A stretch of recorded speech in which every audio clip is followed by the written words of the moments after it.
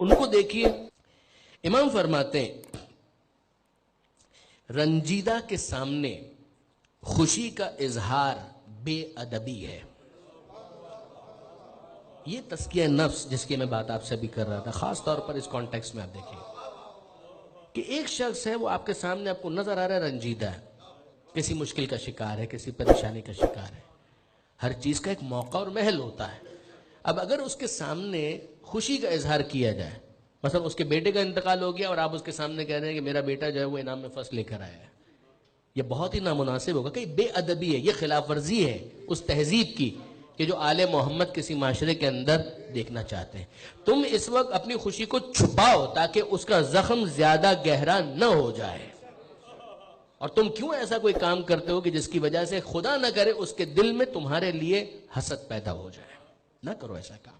یہ ایک جملہ امام کا، یقین جانیے کہ اسی پر پھر منتہی الاعمال میں شیخ عباس قمی نے شیخ سعدی کا بھی ایک جملہ، ایک شعر کوٹ کیا تھا، اور انہوں نے کہا تھا کہ بعید نہیں ہے کہ شیخ سعدی نے الہام لیا ہو 11ویں امام کے اس فرمان سے، کہ اس کے اندر واقعاً بڑی گنجائش ہے۔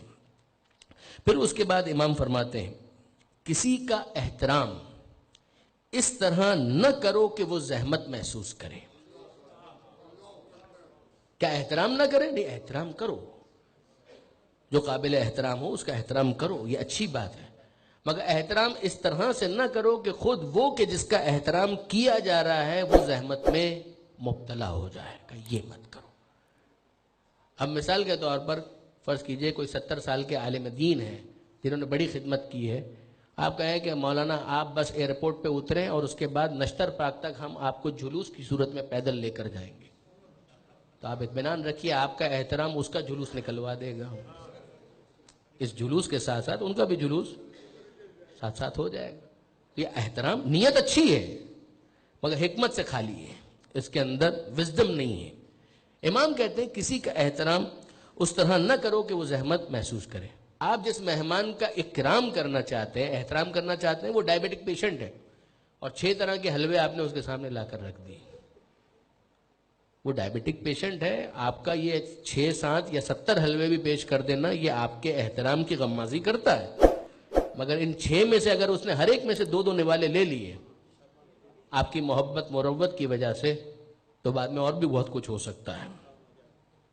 امام فرماتے ہیں، یہ 11ویں امام کے فرامین چل رہے ہیں، امام کہتے ہیں جس نے خاموشی سے نصیحت کی اس نے انسان کی عزت کی، اور جس نے سب کے سامنے نصیحت کی اس نے اسے عیبدار بنا دیا۔ یہیں پر آپ وہ دوسری حدیث جو ہے ختمی مرتبت کی، کمال کی، اسی بات کو بیان کرتے گا، المؤمن مرآۃ المؤمن، مومن مومن کے لیے آئینہ ہوتا ہے۔ آئینے کا کام کیا ہے؟ آئینے کا کام یہ ہے کہ جو جیسا ہے ویسا دکھائے گا، پینٹنگ کر کے نہیں دکھائے گا، آئینہ جو جیسا ہے ویسا دکھائے گا۔ اب اگر فرض کیجئے کہ ادھر کوئی داغ لگا ہوا ہے تو آئینہ اس کو چھپائے گا نہیں، آئینہ بتائے گا۔ مومن مومن کے لیے آئینہ ہے، یعنی مومن دوسرے مومن کو متوجہ کرے گا کہ my dear there is some thing wrong, وہ بتائے گا۔ مگر ایک بات بتائیے کہ آئینہ کب تک بتاتا ہے؟ جب تک وہ سامنے ہو تب تک بتاتا ہے، کوئی دوسرا اس کے سامنے آ جائے تو نہیں بتاتا کہ پہلے جو آیا تھا اس کے اندر یہ عیب تھا، وہ کبھی یہ نہیں بتائے گا۔ اب جو سامنے آیا ہے تو اس کو اس کے بارے میں بتائے گا، پچھلے والے کے بارے میں نہیں بتائے گا۔ یہاں سے غیبت کا اور اصلاح کا فرق ظاہر ہوتا ہے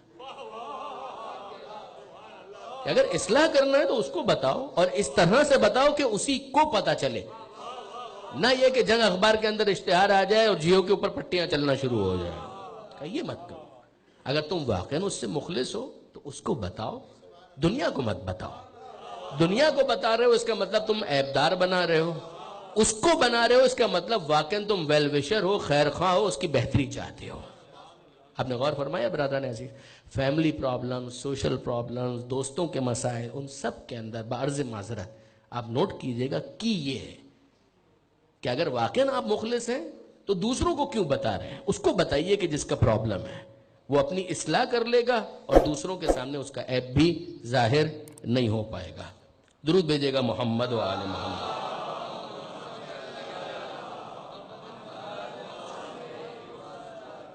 امام فرماتے ہیں تقریباً 50 کے قریب ارشادات تو اس ایک کتاب کے اندر موجود ہیں. یعنی مجھے واقعاً بہت زیادہ فرسٹریشن ہوتی ہے کہ جب کوئی یہ کہتا ہے نا کہ شیعوں کے 11ویں امام نے کیا ایسا کام کیا ہے کہ جس کی وجہ سے شیعہ ان کو امام مانتے ہیں. امام تقی جواد علیہ السلام کے حوالے سے بھی یہ بات کہی گئی اور 11ویں امام کے بارے میں بھی بہت سے افراد یہ پوائنٹ ریز کرتے رہتے ہیں کہ 28 برس کا سن ہے، 23 برس کی زندگی ہے، 25 برس کی زندگی ہے، تو کیا ایسا کام کیا ہے کہ جس کی وجہ سے وہ ان کو امام مانتے ہیں. ان کو کیا معلوم کہ اس امام نے کیا کام کیا ہے، کیا کام کیا ہے. یہاں پر امام کے اس جملے کی طرف غور کیجئے. امام فرماتے ہیں خدا کی بارگاہ میں حاضری ایک سفر ہے. خدا کی بارگاہ میں حاضری ایک سفر ہے جس کے لیے رات میں راستہ طے کرنا ضروری ہے. نماز شب پڑھے بغیر معرفت پروردگار کا تصور نہیں ہو سکتا ہے. یعنی ایک دیکھیے برادران عزیز، صرف خواہشات سے اگر کام ہو سکتا ہوتا تو دنیا کے سارے ہی افراد سب سے بڑے عارف ہوتے. اگر آپ مثال کے طور پر کسی بھی سائنس کے اسٹوڈنٹ سے پوچھئے کہ آپ آئنسٹائن بننا چاہتے ہیں تو وہ کہے گا ہاں بننا چاہتا ہوں. تو صرف خواہش سے اگر کوئی آئنسٹائن بن سکتا ہوتا تو سارے کے سارے جتنے بھی اس وقت بی ایس سی کر رہے ہیں، ایم ایس سی کر رہے ہیں، ایم فل کر رہے ہیں، پی ایچ ڈی کر رہے ہیں، وہ سب آئنسٹائن ہوتے. صرف خواہشات سے تو کوئی آئنسٹائن نہیں بنتا. تو اب اس کے لیے کیا بھائی، لائبریری میں بیٹھو، محنت کرو، کتابیں کھنگالو، تجربات کرو، ذہن کو بڑا کرو، وسیع کرو تاکہ تم کچھ اس منزل کو حاصل کر سکو. اب کسی آپ مثال کے طور پر مدرسے کے اندر کسی طالب علم سے پوچھئے کہ آپ مثال کے طور پر خمینی بننا چاہتے ہیں، کوئی بننا چاہتے ہیں؟ وہ کہا ہاں میں بننا تو چاہتا ہوں. بس صرف خواہش سے بن سکتا ہے کوئی؟ خواہش اچھی ہے مگر صرف خواہش سے یہ ہونے والا نہیں ہے کہ جب تک انسان اس کے لیے اپنی راتیں کالی نہ کرے تو عرفان ایسے ہی حاصل ہو جائے گا.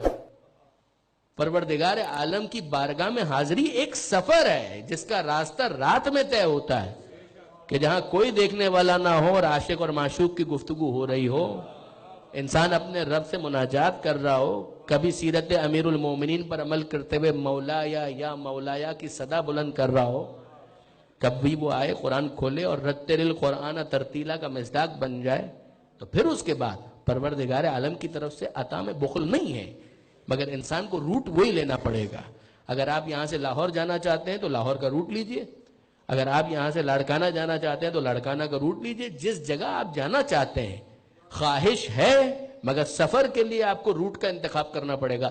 امام فرماتے ہیں کہ معرفت کا شوق اگر ہے، خدا کی بارگاہ میں حاضری اگر چاہتے ہو تو اس کا روٹ یہی ہے کہ تمہیں رات میں نیند کی قربانی دینا پڑے گی. یہ نہیں کہا جا رہا کہ مت سو، وہی والی بات جس کی طرف پہلے بھی میں عرض کر چکا ہوں کہ راتوں کو سو مگر بیدار ہونے کی کوشش کرو. پھر جب انسان مسلح پر آتا ہے تو بے شک پھر پروردگار کی طرف سے اسے بہت کچھ نصیب ہوتا ہے. امام فرماتے ہیں، بس یہ آخری جملہ آج کی حد تک، کہ امام فرماتے ہیں سب سے زیادہ کمر توڑ ہمسایہ وہ ہوتا ہے جو نیکی کو چھپا دیتا ہے اور برائی کا اعلان کرتا ہے. یہ تقریباً وہی جملہ ہے کہ جس کی طرف پہلے بھی ہم نے اشارہ کیا، لہٰذا ایک جملہ اور سن لیجئے. امام فرماتے ہیں جو بہت بڑا ایک ایشو بدقسمتی سے ہماری محفلوں کا بھی بن گیا، جو کسی مجلس میں اپنے مقام سے کم پر راضی ہو جائے. ایک جھگڑا یہ بھی تو ہے نا، ہمیں وہاں کیوں بٹھایا، ہمیں تو وہاں نہیں، بلندی پر بٹھانا چاہیے تھا. اس پر بھی اگر آپ دیکھیں تو کیسے کیسے جھگڑے ہو جاتے ہیں. اور آپ صرف اس کو ریلیجس گیدرنگ کی حد تک نہ رکھیں، شادی کی محفلوں میں تب ہمارا اسٹیٹس تو وہ تھا، وہاں پر ہم کو بٹھانا چاہیے تھا، ہم تو دولہا کے یہ لگتے ہیں یا ہم دلہن کے وہ لگتے ہیں. اب اس کے بعد کیا ہوگا، 6 مہینے تک بات چیت بھی نہیں ہوگی. یہ کون سا تزکیہ نفس ہے؟ امام فرماتے ہیں کہ جو کسی مجلس میں، محفل میں اپنے مقام سے کم پر راضی ہو جائے، اس پر اللہ اور ملائکہ کی طرف سے مسلسل رحمت کا نزول رہتا ہے جب تک مجلس برخاست نہ ہو جائے.